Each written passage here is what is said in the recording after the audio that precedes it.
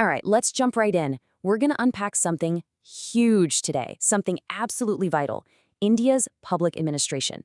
I mean, this is the machinery, the very engine room that keeps a country of 1.4 billion people running. So, the big question is, how on earth does it actually work? I mean, really think about that for a second. It's a massive question, right? How do you take a policy made in the capital and make it a reality for someone in a tiny village, hundreds, maybe thousands of miles away? The answer? Well, it's all in the administrative architecture. So you can think of public administration as the backbone of the country. It's what gives it structure. It's the system that actually puts laws into action, delivers services, the things that matter, and turns big government ideas into something real you can see and feel. It's literally the bridge between a promise and actual progress. So here's how we're going to break it down. We're looking at 5 key parts. First, the steel frame, the IS. Then, how power gets to the people. Third, its role in literally building the nation. Fourth, the huge digital upgrade it's going through. And finally, how this whole system keeps evolving.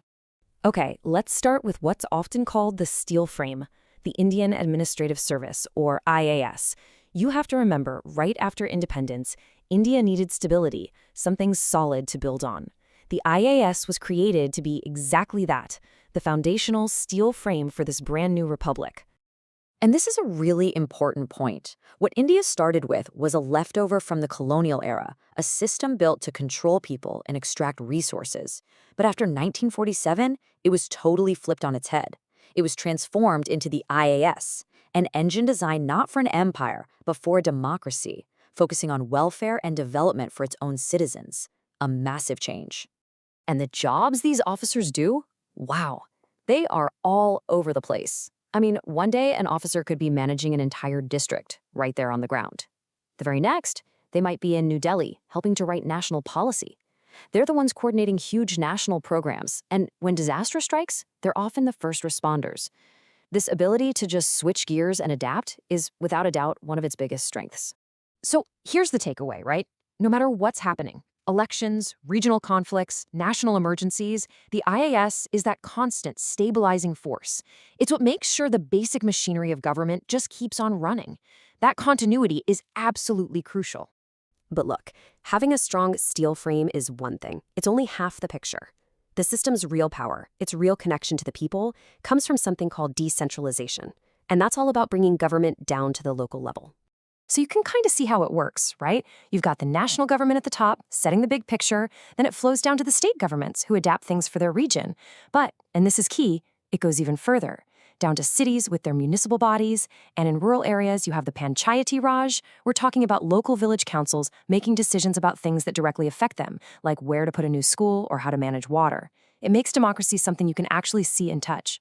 And why is this such a big deal? Simple. It means policies aren't just orders from on high. They can actually be shaped by what a local community really needs. And that makes the whole democratic system a lot stronger and way more responsive. All right, pillar number 3, and this is a big one. The administration in India was never just about keeping things ticking over. Nope, it was given a truly monumental task: build a nation. I mean, just think about the sheer scale of what we're talking about here. You had the famous 5-year plans that guided the entire economy. You had massive countrywide programs to tackle poverty, to expand education and healthcare, to build roads, dams, the works. And guess who was at the heart of it all, making it happen? The public administration system. Yeah, that ability to pull together resources to coordinate these giant, complicated projects across the entire country, that's what has really been the cornerstone of India's progress since day one. Okay, but a system that was designed in the 1940s and 50s can't just stay the same, right? Of course not. And that brings us to our 4th pillar, the huge digital upgrade. This is all about dragging governments, sometimes kicking and screaming, into the 21st century. And the change is, well, it's night and day. Think about it. We're going from mountains of paper files and endless delays to a world of digital access where things actually get done efficiently. And the whole point of all this? To make government more transparent and more accountable to you, the citizen. And this isn't just talk. These are real tools making a real difference. You've got things like the Aadhaar ID system, which helps make sure that welfare money actually gets to the person who needs it instead of disappearing somewhere along the way. Or think about the Right to Information Act. That is a game changer. It gives any citizen the power to ask the government, hey, why'd you do that? That's a fundamental shift in the balance of power. Okay, let's start to pull all these threads together. Our last section is about what might be the single most important quality of this whole system, and that's its ability to change, to evolve. So let's recap real quick. We've got the still frame of the IAS providing stability that's balanced by decentralization, which gives power to the people. We saw how its focus was always on building the nation, not just running it. And now it's getting a massive digital upgrade. You see the common theme here? It's all about adaptability. And that's really the key thing to understand. This system was never designed to be a museum piece stuck in the past. Its strength, its resilience, comes from its ability to reform itself, to constantly find that balance between tradition and the need to modernize. And in a country as complex as India, that's everything. So that leaves us with one final, really interesting question. We've seen this system go from a colonial tool to a digital engine for democracy. So what's next? What's going to be the next big challenge that forces it to transform all over again?